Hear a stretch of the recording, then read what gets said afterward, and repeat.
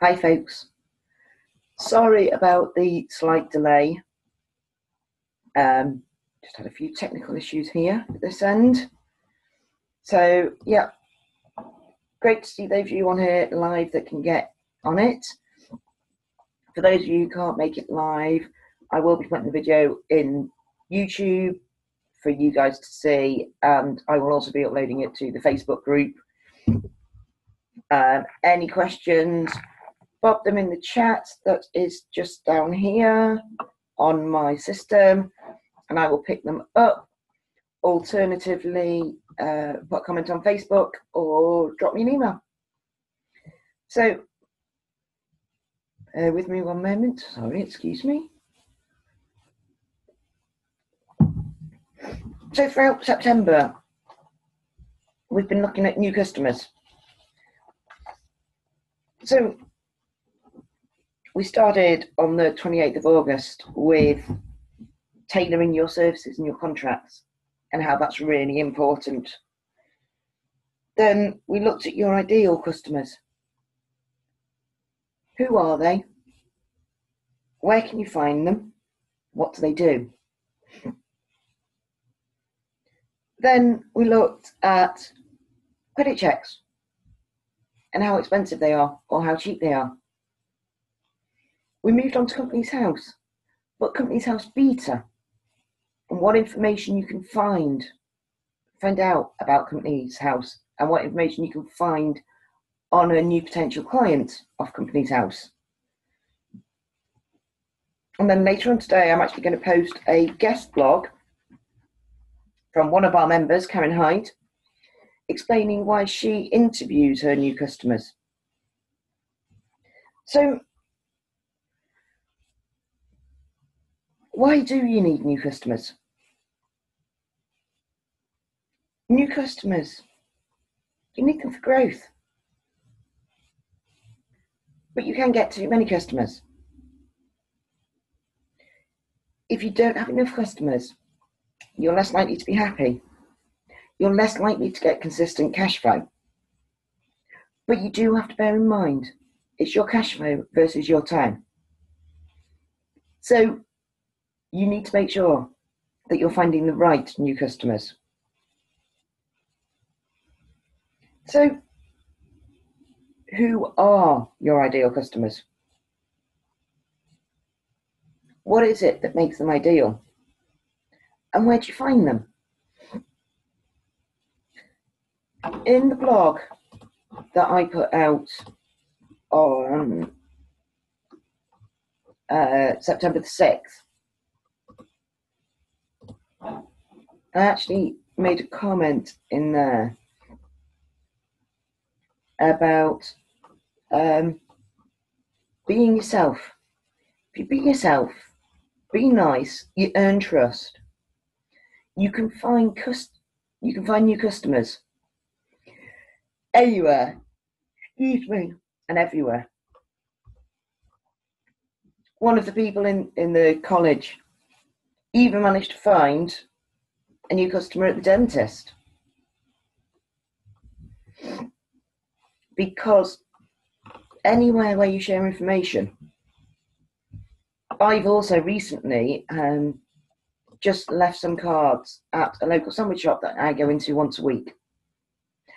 And I left the cards one day, went back the next day, and the lady who runs the shop turned around and said, "Oh, someone's been looking at the cards, not about your networking event, but actually wanting to know what it is that you do. So can you tell me a bit more?" So who could be your referral partners? What chances are you missing to find those new customers? What chances are you missing to find those opportunities? It's a really interesting question. So,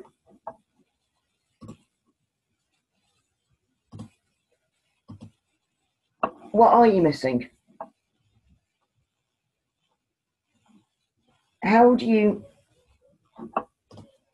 What opportunities haven't you thought about? Excuse me, for gaining new customers.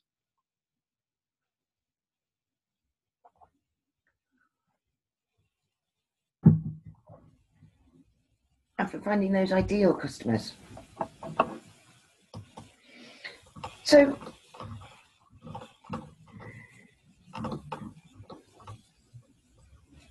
credit checks. I know some of you already do credit checks. I know some of you don't need to do credit checks.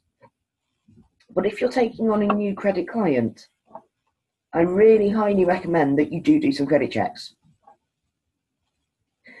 One of the quickest ways to do a credit check is put the company name into Google and with the word credit check.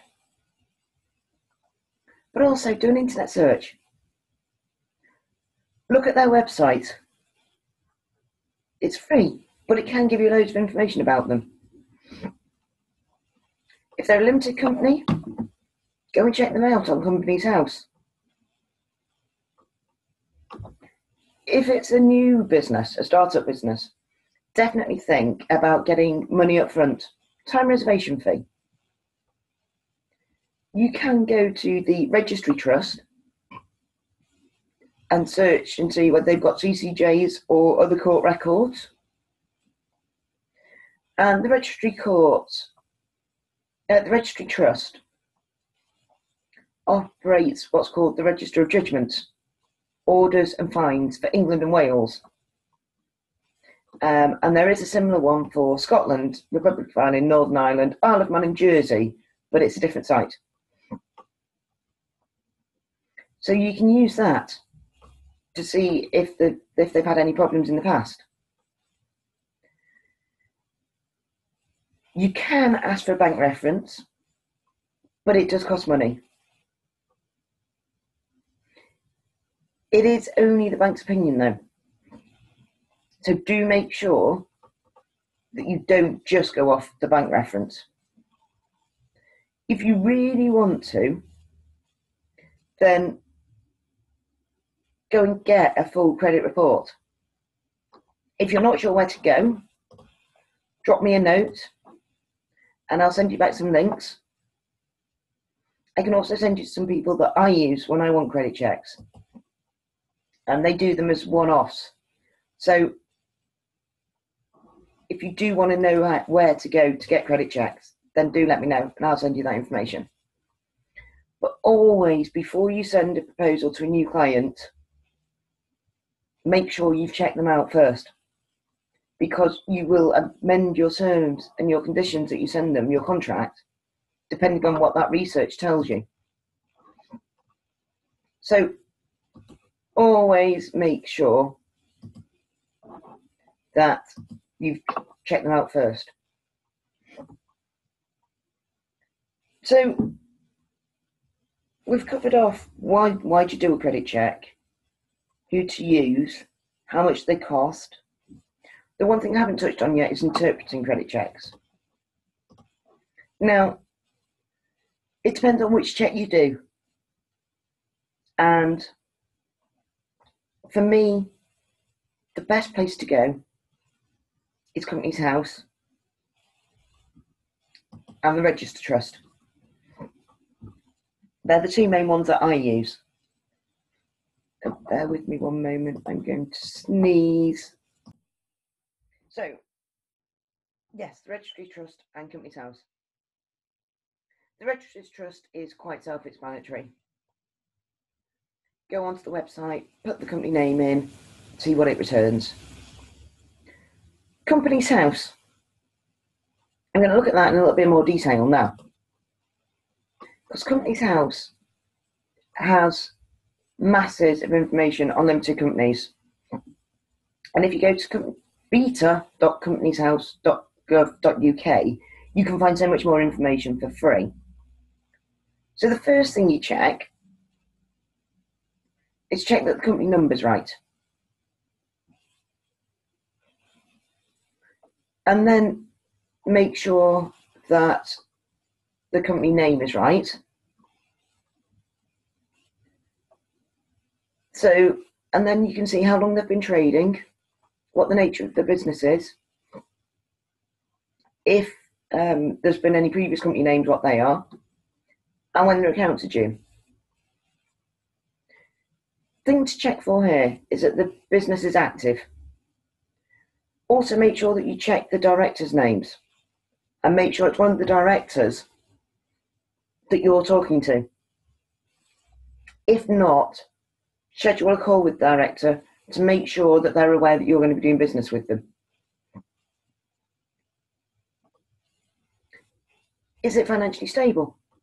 Again, if you go to the filing history, you can see every document that they've previously filed. You can search it by category. So the best thing to check there is for their accounts. And what you want to look for is how much money do they owe to other people? So that's their creditors. And what percentage of their turnover is that? That should be a reasonable number. If it's not,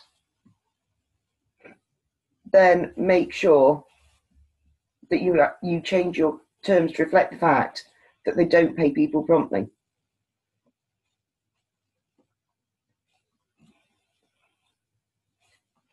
So normally you'll only see overview, filing and people.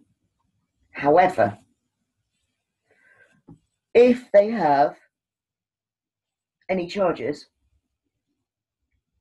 or any insolvency filings, these two tabs will also appear.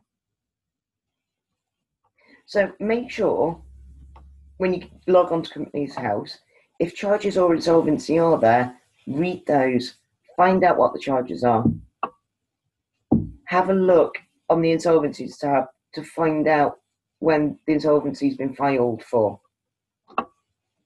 As always, if you've got any questions, pick up the phone to me, give me a call. I'm more than happy to help you. So the final thing that I'm covering off this week for new customers is interviewing new customers. And this is a guest blog that Karen Hyde's done for me. And this is, what's the point of interviewing a new customer? The key things are they the right fit? Do you have the same expectations? Do they fit with your morals, your ethics, your ethos? Do you have the same idea of working together and what working together means? And do you have the same timeline and expectation set? By interviewing a new customer, you can sort all of this out very, very early on. And then, so that was last month and what we're doing. I just want to briefly touch on next month. So September was all about the new customers. October is focusing on customer relationships. So we're going to be looking at things like, should you reflect your customer?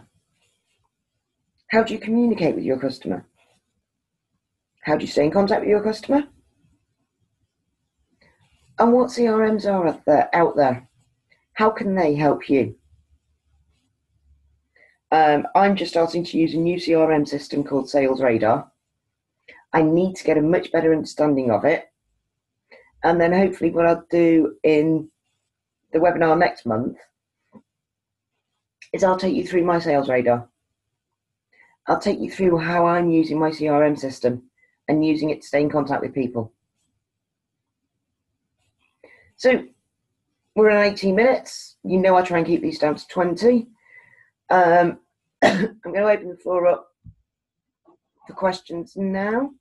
I just need to double check the chat because I've not been watching it whilst I've been doing this. So I'll just do that.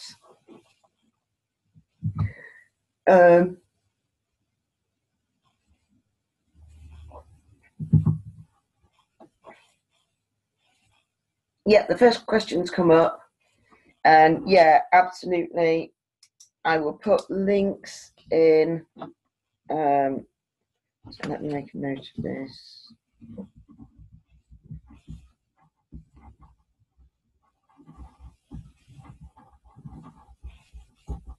So post the links into Facebook for the blogs. I'll put the links to the register.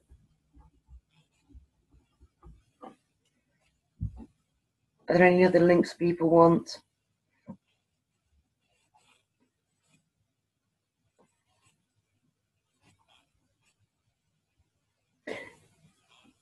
Another question that's just come in is there any one credit check that I recommend?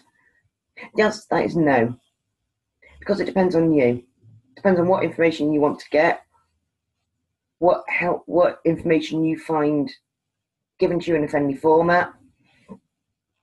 So, no, I don't recommend any one. But as I say, if you only run, if you're like me, I probably run one every 2 years. So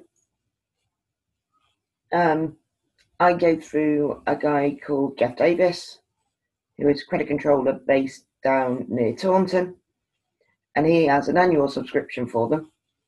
So I just purchase one off him, he runs it, and then he sends me the report. So that's the way I do my credit checks. Why do I only run one credit check? Well, I don't need to credit check my customers because my customers pay me up front. And this is another benefit of taking upfront payment. Charging time reservation fees or charging for the whole service up front eliminates the risk of offering credit. So if I don't get paid, I don't write your contract. Simple. That's why I don't run many credit checks.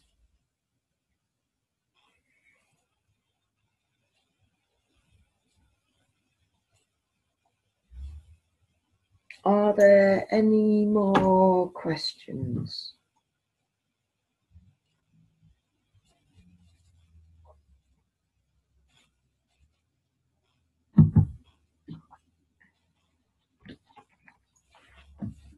So, I think that's wrapped it up. As always, if there are any questions, feel free to contact me, and I will catch up with you all soon. Thanks very much for joining, everyone. Bye for now. Bye-bye. Bye. Bye. Bye-bye.